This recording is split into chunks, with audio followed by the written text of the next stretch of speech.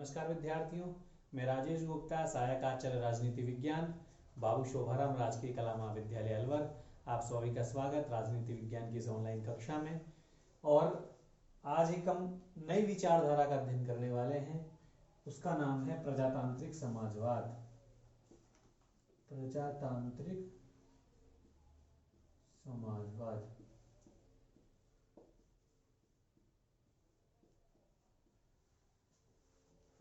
बहुत महत्वपूर्ण विचारधारा है।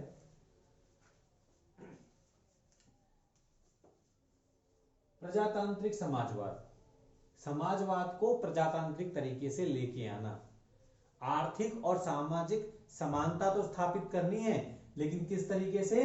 प्रजातांत्रिक तरीके से। समाजवाद का क्या तात्पर्य है कि वास्तव में किसी देश में जो एक संसाधन है, जो एक देश की संपत्ति है, वो कुछ गिने चुने लोगों के हाथों में नहीं होनी चाहिए। उस पर पूरे समाज का बराबर हक है। हम वास्तव में देखें व्यवहार में तो संसाधनों पर कुछ गिने चुने अमीर लोगों का ज्यादा कब्जा मिलेगा और गरीब लोग आज भी केवल बहुत कम आय के स्रोत पर निर्भर हैं, बहुत कम उनकी आय है। इसलिए समाजवाद ये कहता है कि जो संपत्ति है, जो एक संसाधन है राज्य के, वो कुछ गिने चुने लोगों के हाथों में नहीं होना चाहिए। हमें आर्थिक समानता लेके आनी है, हमें सामाजिक समानता लेके आनी है, तभी हम समाजवाद आ सकता है। लेकिन ये जो समाजवाद आएगा, जो हम समानता लाना चाह रहे हैं, हम जो आर्थिक विषमता को समाप्त करना चाहते हैं, वो हम हिंसा से नहीं करेंगे, हम क्रांति से नहीं करेंगे।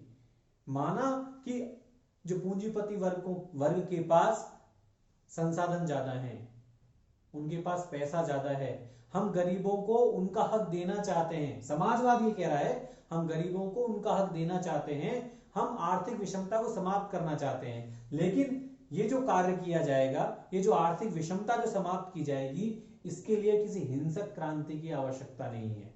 किसी पूंजीपति वर्ग को हटाने और उनके विरुद्ध दमन करने की कोई जरूरत नहीं है। ये काम हम शांति से करेंगे, शांतिपूर्ण तरीके से, वैधानिक तरीके से, कानूनी तरीके से किया जाएगा।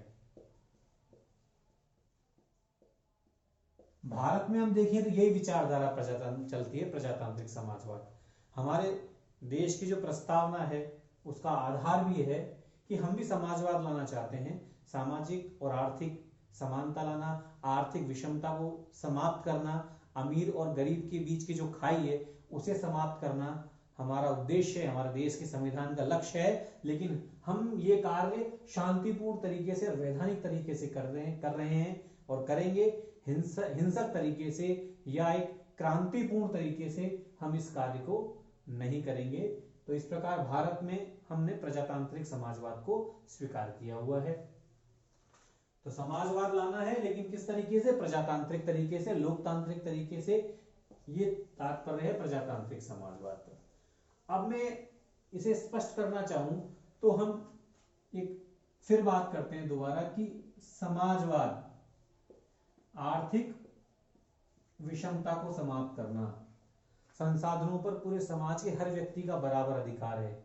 संसाधन कुछ गिने चुने लोगों की बपोती नहीं है, संसाधन का बंटवारा भी सही रूप में होना चाहिए। समाजवाद पूरे संसाधनों पर समाज के सभी व्यक्तियों का बराबर है। इसको लाए कैसे?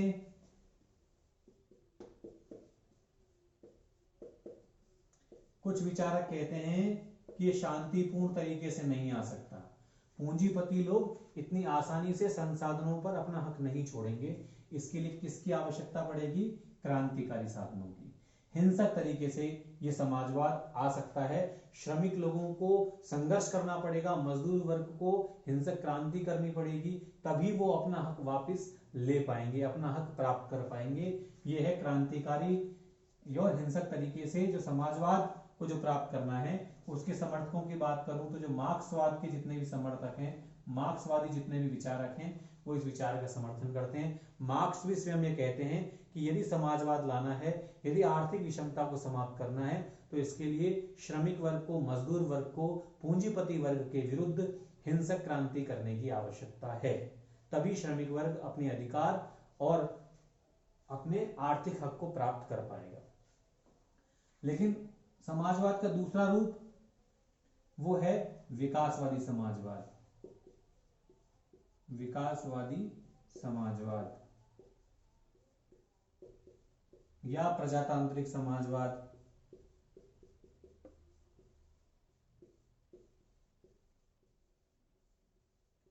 इसका मतलब क्या है? समाजवाद लाना है, आर्थिक विषमता समाप्त करनी है, लेकिन शांतिपूर्ण तरीके से, वैधानिक तरीके से। इसके भी कई भाग हैं। उदाहरण के लिए फेबियनवाद, राजकीय समाजवाद,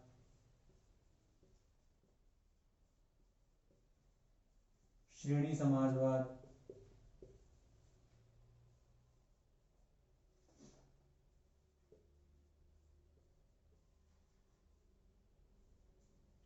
इस और भी कई हैं, लेकिन मुख्य हैं ये। तो इस प्रकार समाजवाद की दो शाखाएं हैं। कुछ विचारक कहते हैं कि समाजवाद को लाने के लिए एक हिंसक क्रांति की आवश्यकता है। कुछ विचारक ये मानते हैं, कुछ मॉडल ये मानते हैं कि समाजवाद को लाने के लिए हमें हिंसक क्रांति की आवश्यकता नहीं है, हम इस काम को शांतिपूर्ण वैधानिक तरीके से भी कर सकते हैं। तो जो हम चूंकि प्रजातांत्रिक समाजवाद पढ़ रहे हैं, इसके जो मॉडल हैं, जो फेबियनवाद, राजकीय समाजवाद, श्रेणी समाजवाद, समष्टिवाद, जो विचारधाराएं हैं, इसके उपभाग हैं, उनका अध्ययन हम बाद में करेंगे। पहले हमें प्रजातांत्रिक समाजवाद के जो सिद्धांत हैं उनको हमें एक बार समझने की जरूरत है। प्रजातांत्रिक समाजवाद के सिद्धांत, प्रजातांत्रिक समाजवाद के सिद्धांत।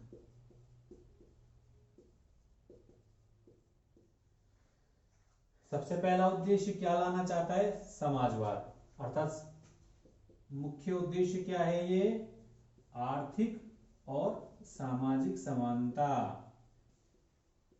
लाना इसका मुख्य उद्देश्य है। लेकिन किस तरीके से लाएगा? प्रजातांत्रिक तरीके से, अर्थात किसमें आस्था रखता है? लोकतंत्र में विश्वास। लोकतांत्रिक तरीके से हम आर्थिक और सामाजिक समानता लाने वाले हैं। और ये कहता है राजनीतिक समानता के लिए आर्थिक और सामाजिक समानता जरूरी है। आर्थिक व सामाजिक समानता, आर्थिक और सामाजिक समानता राजनीतिक समानता के लिए आवश्यक है। राजनीतिक समानता के लिए आवश्यक है,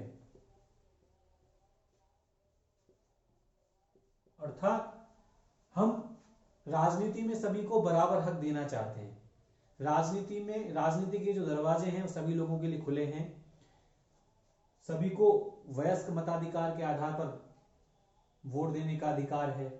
सभी को स्वतंत्र रूप से राजनीति में भाग लेने का अधिकार है। लेकिन वास्तव में राजनीतिक समानता तभी प्राप्त हो सकती है जब हमें क्या प्राप्त हो? आर्थिक और सामाजिक समानता। जब तक आर्थिक विषमता होगी, एक गरीब व्यक्ति के पास रोजी रोटी के यदि पैसा नहीं है, धन उसके पास नहीं है, तो राजनीतिक समानता का कोई औचित्य नहीं है। जब तक समाज में विषमता है, तब तक राजनीतिक समानता का कोई औचित्य नहीं है। इसलिए सामाजिक और जो आर्थिक समानता जरूरी है राजनीतिक समानता के लिए, अर्थात आर्थिक और सामाजिक समानता पूर्व है, पहले चाहिए। राजनीतिक समानता की शर्त है आर्थिक और सामाजिक समानता। ये सी खास बात है प्रजातांत्रिक समाजवाद की। क्योंकि आर्थिक और सामाजिक समानता में विश्वास कर रहे हैं, लोकतंत्र में राज्य की कल्याणकारी भूमिका पर का समर्थन करते हैं। राज्य की कल्याणकारी भूमिका का समर्थन। जैसे अराजकतावादी कहते हैं ना, राज्य तो लोगों का शोषण करता है, राज्य पूंजीपति वर्ग के हाथों की कठपुतली है। प्रजातांत्रिक समाजवादी ऐसा नहीं मानते। वो कहते हैं राज्य जनता के हित में काम करता है, राज्य कई ऐसी योजनाएं बनाता है, उन योजनाओं को लागू करता है, वो सरकार उन योजनाओं को लोगों के लिए उपलब्ध कराती है, इसलिए राज्य अच्छे कार्य करता है। इसलिए प्रजातांत्रिक समाजवादी राज्य की कल्याणकारी भूमिका को स्वीकार करते हैं।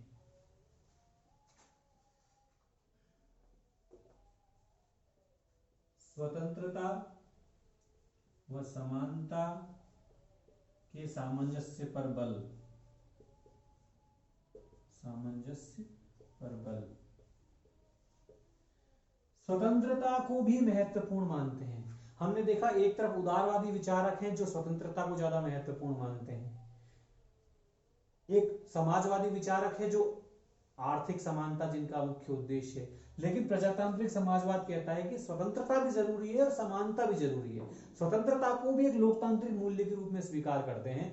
हम जानते हैं, उदाहरण के लिए भारत, यहां हम जब संविधान को देखते हैं तो यहाँ आपको मूल अधिकारों के अंतर्गत स्वतंत्रता का अधिकार भी प्राप्त है और समानता का अधिकार भी प्राप्त है, क्योंकि भारत में प्रजातांत्रिक समाजवाद है। हम समाजवाद को प्रजातांत्रिक तरीके से लाना चाहते हैं। तो इस प्रकार स्वतंत्रता और समानता के सकारात्मक समन्वय पर प्रजातांत्रिक समाजवाद बल देता है। वर्ग सहयोग में विश्वास।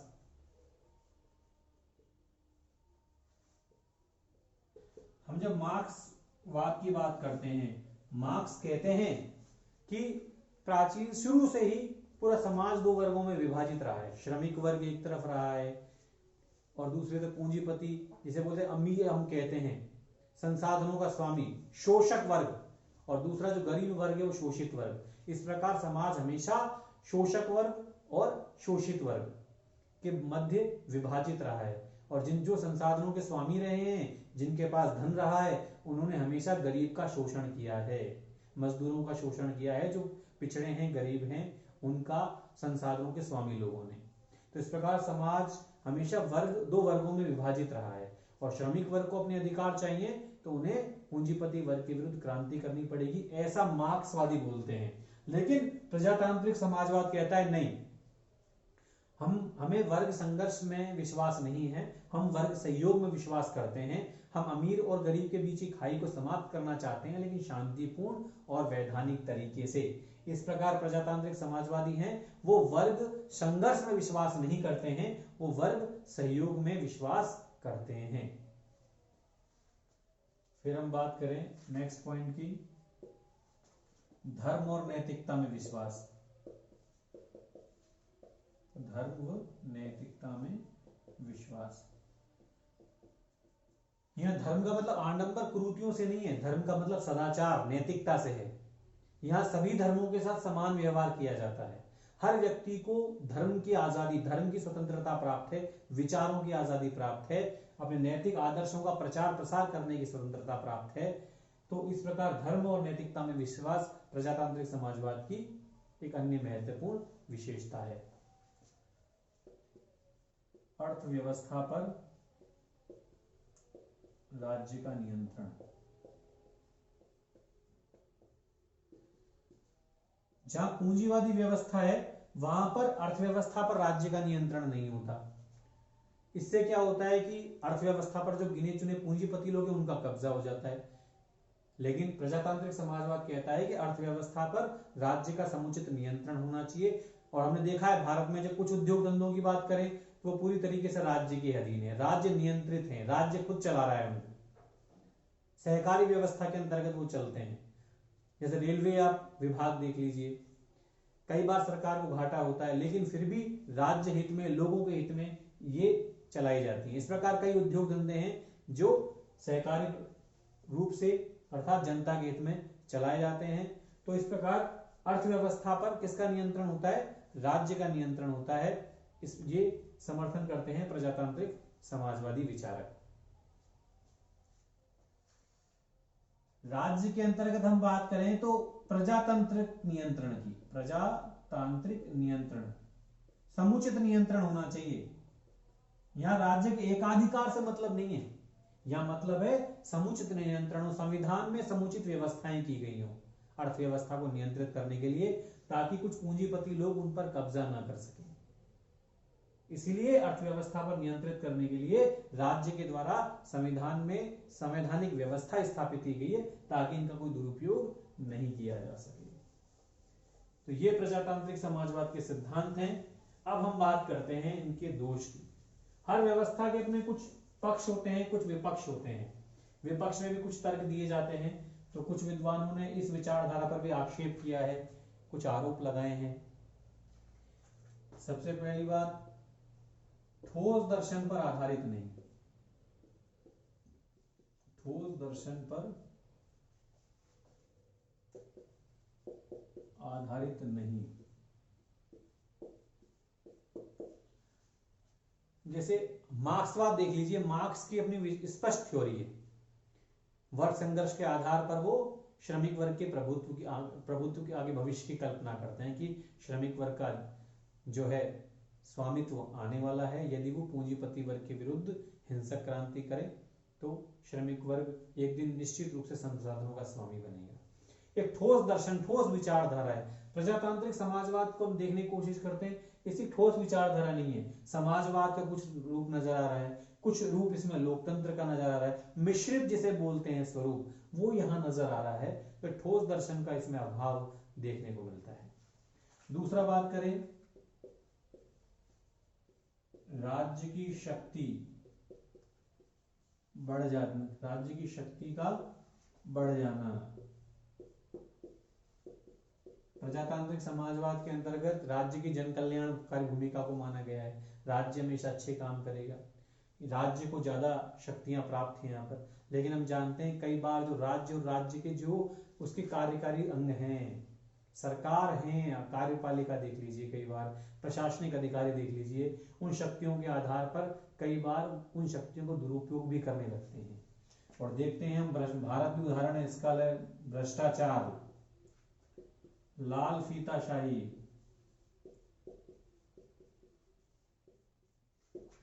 नौकरशाह का प्रभुत्व, नौकरशाही का प्रभुत्व। किसी भी कार्यालय में जाइए, कई बार इतनी आसानी से कार्य नहीं होता। भ्रष्टाचार, लाल फीताशाही। तो जहां राज्य के पास शक्तियां अधिक है, जहां सरकार के ऊपर कार्य की जिम्मेदारी है, वहां प्रजातांत्रिक समाजवाद में ये समस्याएं भी अधिक होने की संभावना होती हैं। इसके अलावा ये कहते हैं कि अमीर और गरीब के बीच की खाई को समाप्त करना है। हम ये वैधानिक तरीके से करेंगे, कानूनी तरीके से करेंगे।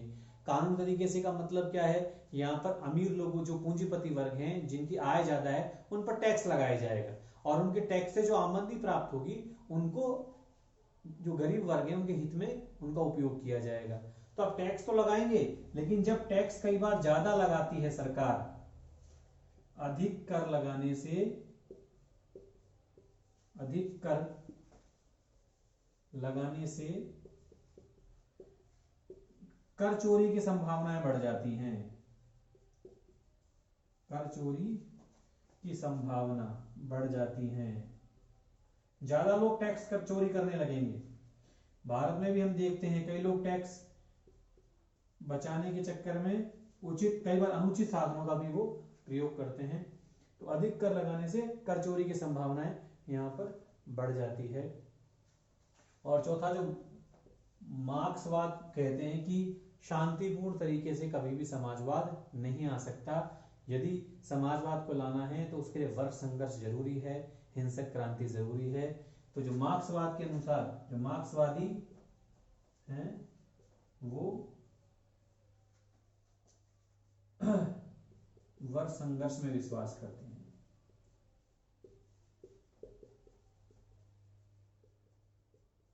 मार्क्सवादी दृष्टिकोण से, चूंकि प्रजातांत्रिक समाज वर्ग सहयोग पर आधारित है, तो मार्क्सवादी कहते हैं कि वर्ग सहयोग से श्रमिक वर्ग अपने अधिकार को प्राप्त नहीं कर सकता, वर्ग संघर्ष जरूरी है, तभी श्रमिक वर्ग अपने अधिकारों को प्राप्त कर पाएगा। तो ये कुछ प्रजातांत्रिक समाजवाद की आलोचनाएं हैं, दोष भी हैं, लेकिन वास्तव में देखा जाए तो प्रजातांत्रिक समाजवाद एक बहुत प्रगतिशील विचारधारा है। आज समाजवाद समय की आवश्यकता भी है, क्योंकि सामाजिक और आर्थिक विषमता को समाप्त करना और सामाजिक और आर्थिक समानता लाना हर सरकार का ये उद्देश्य है। और चूंकि हम समाजवाद को शांतिपूर्ण तरीके से लाना चाहते हैं इस प्रजातांत्रिक समाजवाद की विचारधारा के अनुसार, इसीलिए इस विचारधारा का महत्व वर्तमान में ज्यादा बढ़ जाता है, क्योंकि समाजवाद को शांतिपूर्ण, कानूनी और वैधानिक तरीके से लाना चाहती है। तो इस विचारधारा की अपनी उपयोगिता है, इसकी जो महत्व है वो निर्विवाद है। और वर्तमान समय में भारत जैसे जो बड़े बड़े लोकतांत्रिक देश हैं वहां पर इस विचारधारा का प्रयोग करके, इस विचारधारा को क्रियान्वित करके सामाजिक और आर्थिक विषमता को समाप्त करने के लिए पूर्ण प्रयास किए जा रहे हैं।